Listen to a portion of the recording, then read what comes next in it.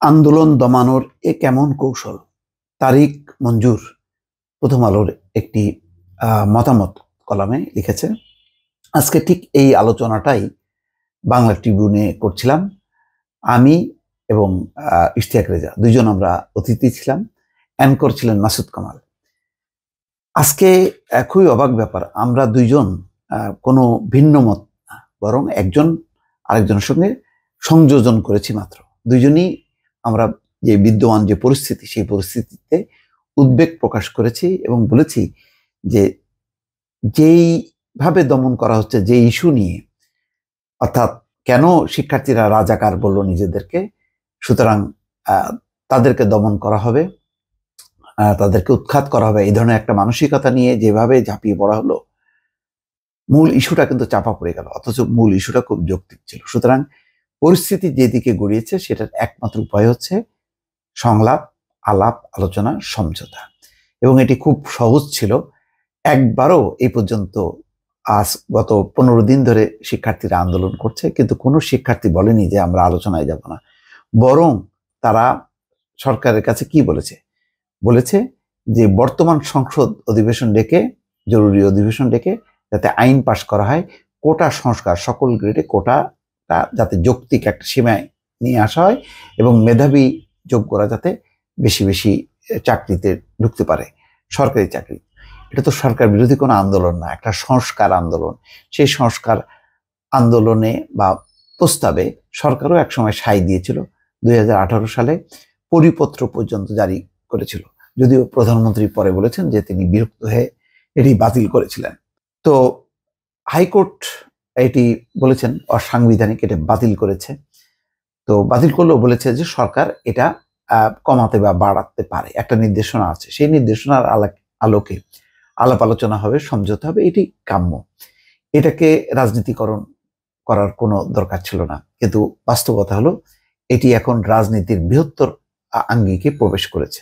সেই ক্ষেত্রে সরকারের কোনো কোনো মন্ত্রী প্রথম থেকে বলে আসছেন যে কোটা আন্দোলনে, শিক্ষক আন্দোলনে বিএনপি জামাতের ভূত ঢুকেছে, তাদের অনুপ্রবেশ ঘটেছে। এই সমস্ত কথাবার্তায় আস্তে আস্তে এটাকে রাজনীতিকরণ করা হলো এবং শেষে এত অনমনীয় একটি মনোভাব প্রকাশ করা হলো।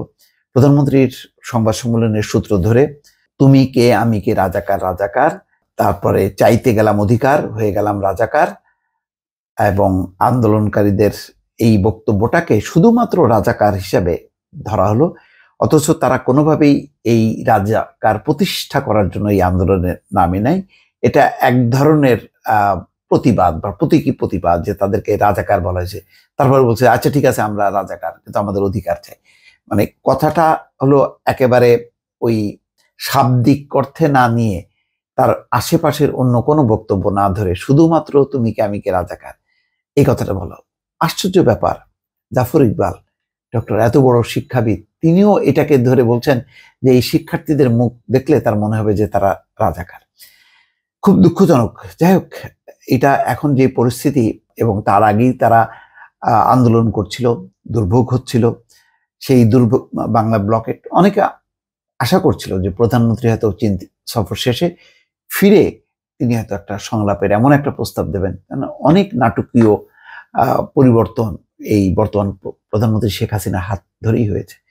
অনেকে আশা করছিলেন যে সেরকমই, কিন্তু দুর্ভাগ্যজনকভাবে ওই সংবাদ সম্মেলনে অন্তত দুজন সাংবাদিক এমনভাবে প্রশ্নটা উত্থাপন করলেন, তিনিও যেভাবে তার উত্তর দিতে গেলেন, পুরো বিষয়টা আসলে এরকম যে মুক্তিযোদ্ধা কোটাই থাকবে, এই কোটা তোলা যাবে না, এবং আগের যেই পরিপত্রটা জারি করা হয়েছিল এটা ভুল, ওটার বদলে আগের সিস্টেমটাই ভালো ছিল, এটাকেই তিনি করতে গেলেন।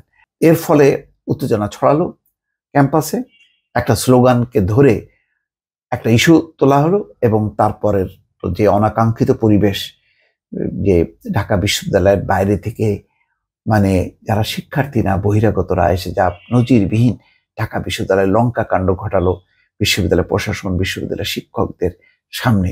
সেই বিশ্ববিদ্যালয় প্রশাসন, শিক্ষকরা চুপচাপ থাকলো, কোনো প্রতিবাদ করলো না।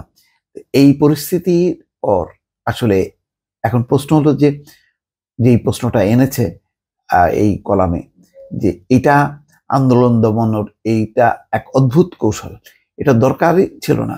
আজকে সারা দেশে কি হলো, পুরো শিক্ষার্থীদের নিয়ন্ত্রণে চলে গেল, দলে দলে শুধু স্কুলের বাচ্চারা পর্যন্ত নেমে আসলো। কেননা যেই ন্যাক্কারজনক হামলা হলো, যেভাবে ছাত্রীদের উপর মানে তাণ্ডব চালানো হলো, যেভাবে তাদেরকে রক্তাক্ত করা হলো, প্রায় 300 শিক্ষার্থী শুধু ঢাকা মেডিকেলেই চিকিৎসা নিয়েছে, এবং তাদের যে পরিস্থিতিটা, এতে সাধারণ শিক্ষার্থীরা বিক্ষুব্ধ হয়েছে। আজকে স্কুল কলেজ বন্ধ করা হলো, বিজেপি নামানো হলো, এত কিছু তো করার দরকারই ছিল না। কেন চ্যালেঞ্জ হিসেবে নেওয়া হলো, এটা খুবই অবাক করা ব্যাপার।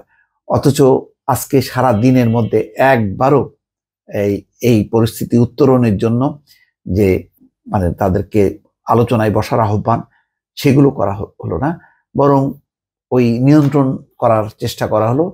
এই নিয়ন্ত্রণটা শিক্ষার্থীরা কতখানি মানবে সেটা বলা যাচ্ছে না, কিন্তু দরকার ছিল হচ্ছে স্টেট হচ্ছে আলোচনা করা।